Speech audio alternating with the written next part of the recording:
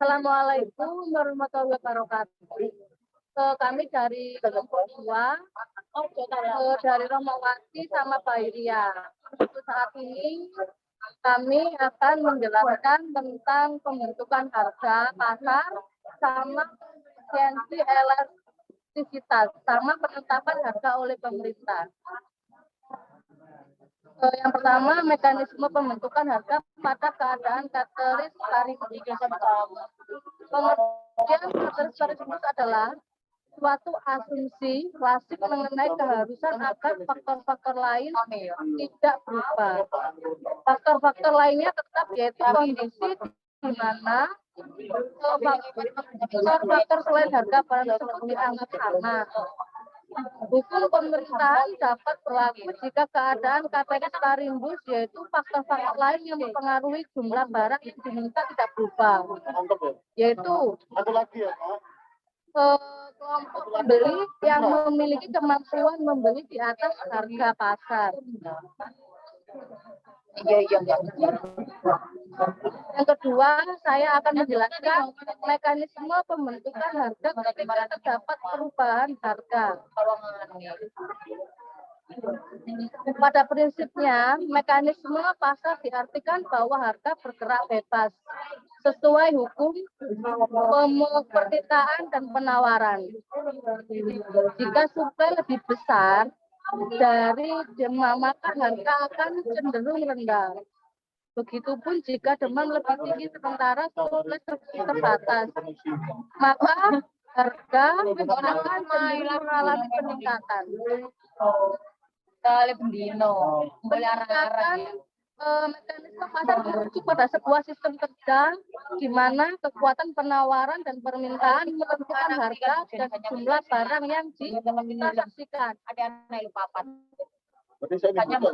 Pada kondisi itu, pasar menentukan harga dan kuantitas yang baik bagi produsen maupun konsumen. Yang ketiga, saya akan menjelaskan tentang elastisitas. Elastisitas adalah pengaruh bahan harga. Terdapat jumlah barang yang diminta atau yang ditawarkan. Atau dengan sederhananya, elastisitas merupakan tingkat tekan atau perubahan segala gejala ekonomi, terdapat perubahan gejala ekonomi lainnya. Ada beberapa elastisitas, yaitu elastisitas permintaan. Elastisitas permintaan terjadi ketika harga suatu barang atau jasa berpengaruh besar terhadap permintaan. Jika harga turun sedikit, konsumen akan membeli lebih banyak. Jika harga naik sedikit,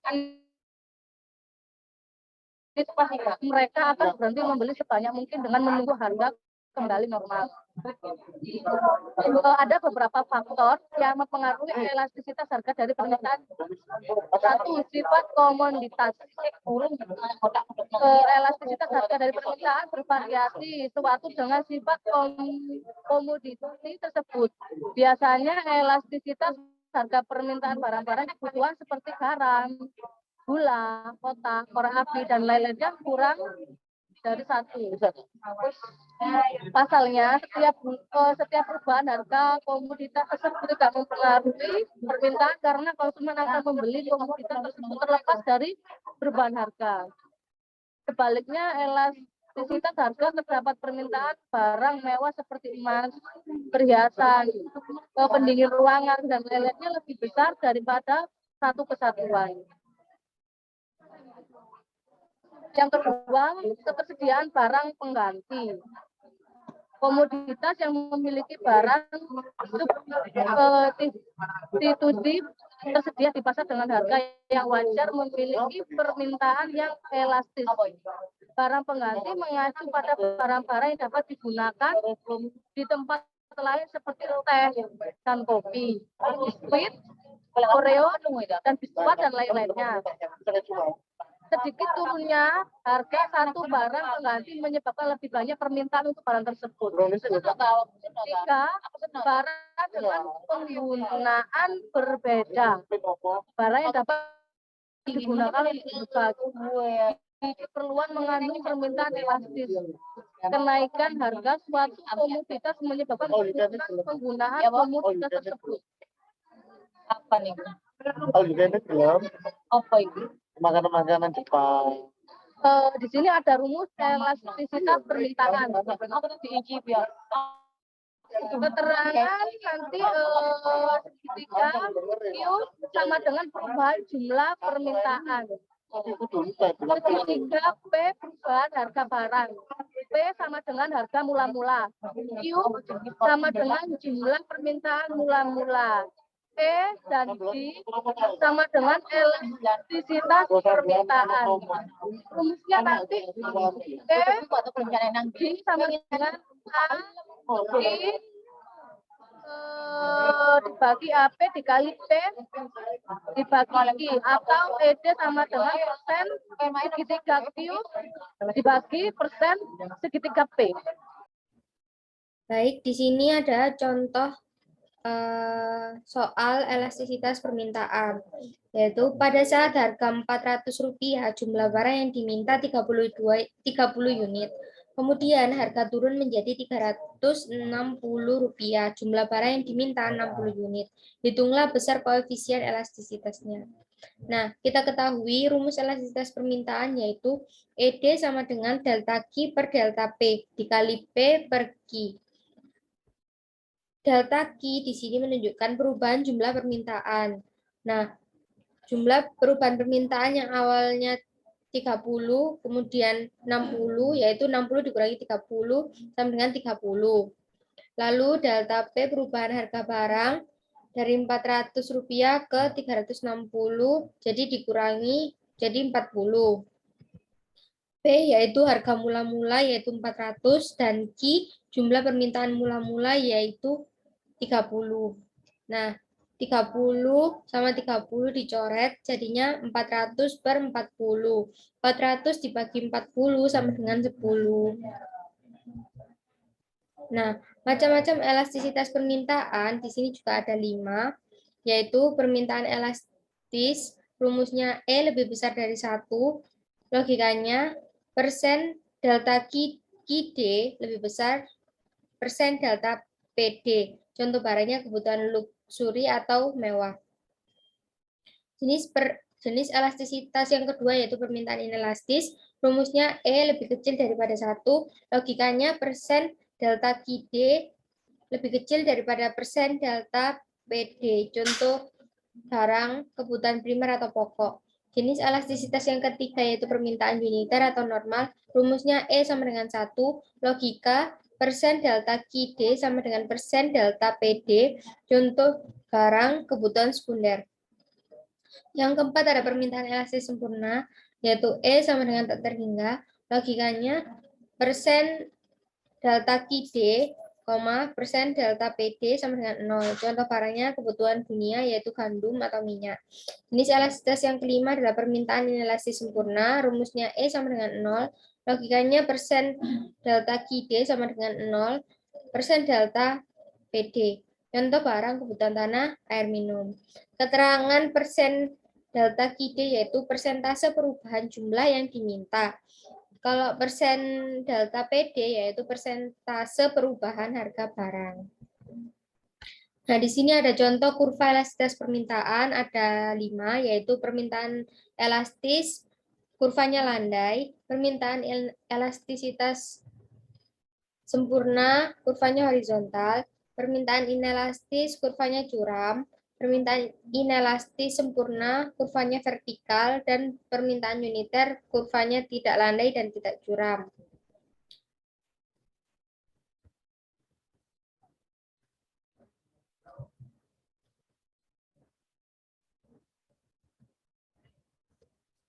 Nah, selanjutnya elastisitas penawaran.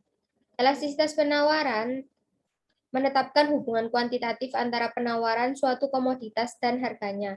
Oleh karena itu, kita dapat menyatakan perubahan angka dalam penawaran dengan perubahan harga suatu barang dengan menggunakan konsep elastisitas.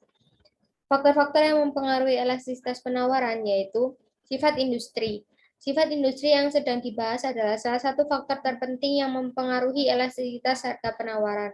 Ini akan membantu dalam memahami sejauh mana produk dapat ditingkatkan dengan perubahan harga pokok, harga produk yang sesuai. Yang kedua ada sifat barang. Ketersediaan barang substitusi juga merupakan salah satu faktor yang menentukan elastisitas penawaran. Substitusi adalah barang-barang yang faktor produksinya dapat ditransfer dengan mudah. Yang ketiga ada waktu. Waktu juga merupakan salah satu faktor penting menentukan elastisitas harga karena terlihat bahwa harga lebih elastis dalam jangka panjang dibandingkan dengan perusahaan jangka pendek. Hal ini disebabkan alasan bahwa dalam jangka panjang perusahaan dapat mempekerjakan lebih banyak tenaga kerja, menginvestasikan lebih banyak modal dan mesin untuk meningkatkan produksi yang menghasilkan peningkatan pasokan. Rumus elastisitas penawaran yaitu ES sama dengan delta Q per delta P dikali P per Q atau persen delta Q per persen delta P. Keterangannya yaitu delta Q perubahan jumlah penawaran, delta P perubahan harga barang, P harga barang mula-mula, Q jumlah penawaran mula-mula, ES sama dengan elastisitas penawaran. Nah, kita masuk pada contoh soal elastisitas penawaran. Contohnya, pada saat harga Rp500, jumlah barang yang ditawarkan 40 unit. Kemudian, harga turun menjadi Rp300. Jumlah barang yang ditawarkan 32 unit. Hitunglah besarnya koefisien elastisitas penawarannya. Nah, di sini tadi kita sudah mengetahui bahwa rumus elastisitas penawaran yaitu ES sama dengan delta Q per delta P dikali P per Q. Di mana delta Q yaitu perubahan jumlah barang penawaran. Nah, jumlah penawaran itu 40 unit dikurangi 32 unit sama dengan 8 unit. Lalu delta P yaitu perubahan harga barang. Di sini kita ketahui perubahan harga barang dari Rp500 menjadi Rp300 yaitu selisihnya adalah 200 dikali P sama dengan harga barang mula-mula yaitu Rp500 dan Q jumlah penawaran mula-mula yaitu 40 unit. Lalu 8 dikali 500 sama dengan 4.000, 200 dikali 40 sama dengan 8.000. 4.000 dibagi 8.000 sama dengan 0,5 dan hasilnya inelastis. Macam-macam elastisitas penawaran, yaitu jenis elastisitas itu ada 5, yaitu penawaran elastis, penawaran inelastis, penawaran uniter atau normal, penawaran elastis sempurna, dan penawaran inelastis sempurna. Nah, rumus penawaran elastis itu E lebih besar daripada 1. Logikanya, persen delta QS lebih besar daripada persen delta PS. Contoh barangnya adalah kebutuhan luksuri atau mewah. Yang kedua ada penawaran inelastis, rumusnya E lebih kecil daripada 1. Logikanya persen QS lebih kecil daripada persen delta PS. Contoh barangnya kebutuhan primer atau pokok. Yang ketiga ada penawaran uniter atau normal, rumusnya adalah E sama dengan 1. Logikanya persen delta QS sama dengan persen delta PS.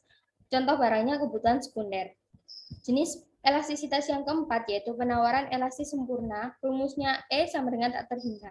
Logikanya persen delta QS, persen delta PS sama dengan 0. Contoh barangnya kebutuhan dunia seperti gandum, minyak, dan lain-lain.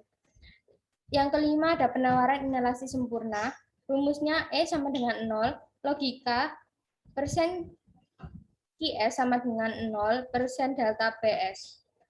Contoh barangnya kebutuhan tanah, air minum. Keterangannya yaitu persen delta QS, persentase perubahan jumlah barang yang ditawarkan. Persen delta PS sama dengan persentase perubahan harga barang. Nah, kenapa 0,5 itu inelastis? Karena rumusnya adalah E lebih kecil daripada 1. Ini merupakan kurva elastisitas penawaran. Ada 5 macam, yaitu penawaran elastis, kurvanya landai. Penawaran uniter, kurvanya tidak landai dan tidak curam. Penawaran inelastis, kurvanya curam. Penawaran elastis sempurna, kurvanya horizontal. Dan penawaran inelastis sempurna, kurvanya vertikal. Selanjutnya ada elastisitas silang. Elastisitas silang adalah besarnya perubahan barang yang diminta, misalnya barang X, akibat perubahan harga barang lain, misalnya barang Y. Rumus elastisitas silang EXY sama dengan QY2 dikurangi QY1 per QY1 dikali PX1 per PX2 min PX1 sama dengan delta QY per QY dikali PX per delta PX.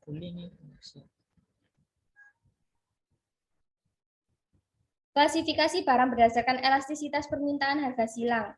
Yang pertama, berdasarkan nilai elastisitas harga silang, para ekonom membagi barang terkait menjadi dua, yaitu barang substitusi atau elastisitas lebih besar daripada 0, barang pelengkap yaitu elastisitas kurang dari 0. Nilai elastisitas memberitahu kita seberapa dekat keduanya sebagai pengganti atau pelengkap.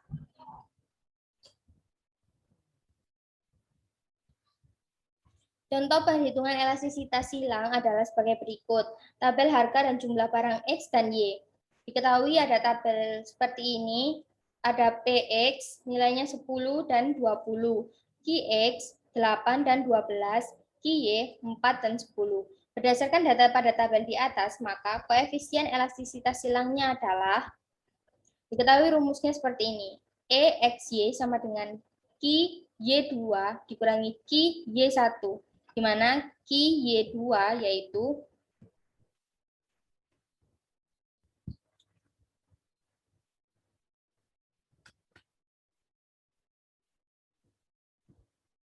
QY2 yaitu 10, QY1 yaitu 4. Jadi 10 dikurangi 4 sama dengan 6. Lalu delta PX sama dengan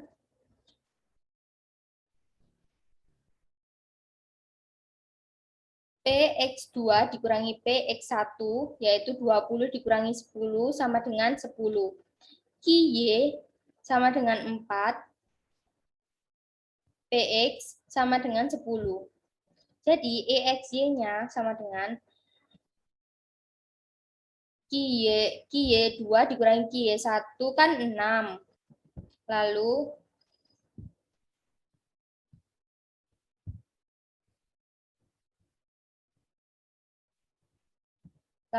dikali PX1-nya 4, dikali PX2 dikurangi PX1 10, dan QY1 10. Jadi totalnya ada 1,5. Maka dapat disimpulkan bahwa hubungan barang X dengan barang Y adalah substitusi, karena lebih dari 0. Nah, kurva elastisitas silang itu dibagi menjadi dua, yaitu kurva elastisitas silang negatif dan positif. Nah, elastisitas silang negatif terjadi bila elastisitas silang tersebut menunjukkan turunnya harga barang X diikuti naiknya permintaan barang Y. Misalnya, turunnya harga gula diikuti oleh naiknya permintaan gula, juga naiknya permintaan kopi. Hubungan barang X dengan Y merupakan barang komplementer. Kurva elastisitas silang positif. Kurva elastisitas silang positif jika elastisitas silang tersebut menunjukkan pengaruh perubahan harga barang X diikuti perubahan permintaan barang Y yang berlawanan arah. Misalnya, harga tiket kereta yang naik sehingga permintaan tiket kereta turun, namun menyebabkan permintaan tiket bus naik. Hubungan barang X dengan barang Y merupakan barang substitusi. Yang disebut barang substitusi dan barang pelengkap, yaitu substitusi memiliki elastisitas silang positif. Jika harga barang Y naik, permintaan untuk barang X naik. Kenaikan harga barang Y membuat konsumen mengurangi permintaan mereka. Contohnya, teh adalah pengganti kopi. Ketika harga teh naik, konsumen mengurangi konsumsinya. Mereka kemudian beralih ke kopi. Yang kedua ada barang pelengkap. Ketika dua item memiliki elastisitas silang negatif, itu berarti mereka saling melengkapi. Keduanya menambah nilai satu sama lain atau dikonsumsi sebagai pasangan. Karenanya, ketika harga barang Y naik, permintaan untuk barang X menurun, dan efek sebaliknya berlaku. Kita ambil contoh bensin dan mobil. Konsumen menggunakan keduanya bersama-sama. Tanpa mobil, permintaan bensin minimal. Sebaliknya, tanpa bensin, kendaraan tidak dapat berjalan. Ketika harga mobil turun, permintaan bensin akan naik. Turunnya harga mendorong konsumen untuk membeli mobil. Meningkatnya permintaan mobil juga akan meningkatnya permintaan bensin. Nah, kita lanjut pada elastisitas pendapatan. Dalam ilmu ekonomi, elastisitas pendapatan adalah perubahan dalam permintaan sebagai dampak dari perubahan dalam pendapatan. Misalnya, apabila karena pendapatan meningkat 10%, permintaan suatu barang meningkat 20%. Maka elastisitas pendapatannya adalah 20% dibagi 10% sama dengan 2. Nah, klasifikasi elastisitas pendapatan yaitu ada elastisitas pendapatan yang negatif. Terkait dengan barang inferior, peningkatan pendapatan akan mengakibatkan penurunnya permintaan. Yang kedua ada elastisitas pendapatan yang positif. Terkait dengan barang normal, peningkatan pendapatan akan mengakibatkan peningkatan permintaan. Bila elastisitas pendapatan suatu komoditas lebih kecil dari 1, maka barang itu adalah barang sehari-hari. Bila elastisitas pendapatannya lebih besar dari 1, barang itu adalah barang mewah atau barang superior. Yang ketiga ada elastisitas pendapatan 0 atau inelastik. Berlanjut bila peningkatan pendapatan tidak mengakibatkan perubahan permintaan. Elastisitas pendapatan hanya berlaku pada barang inferior dan superior. Rumus elastisitas pendapatan yaitu EI sama dengan delta Q per delta I dikali I per Q, di mana delta Q merupakan perubahan jumlah barang, delta I sama dengan perubahan pendapatan, I sama dengan pendapatan, Q sama dengan jumlah barang. Jika EI lebih besar dari 1, itu berarti barang mewah. Jika EI lebih kecil daripada 0, itu artinya barang inferior. Jika 0 lebih kecil daripada EI lebih kecil 1, berarti barang itu barang normal. Catatannya, EI jangka pendek, EI jangka panjang. EI jangka panjang lebih besar daripada jangka pendek atau kumulatif. Contoh soal. Pada saat pendapatan per bulannya sebesar 1 juta, Anton membeli sate sebanyak 4 kali sebulan. Tahun berikutnya ada kenaikan pendapatan per bulan menjadi 1.500.000 dan Anton membeli sate sebanyak 10 kali sebulan. Berapakah elastisitas pendapatannya? Nah, diketahui delta Q sama dengan delta Q tadi kan perubahan jumlah barang. Perubahan jumlah barangnya dari 10 dikurangi 4 sama dengan 6. Delta I perubahan pendapatan dari 1.500.000 dikurangi 1 juta yaitu 500.000. Lalu I-nya sebagai pendapatannya yaitu 1 juta, Q jumlah barang 4. Jadi EI sama dengan delta Q per delta I dikali I per Q, sehingga EI sama dengan 6 per 500.000 dikali 1 juta per 4.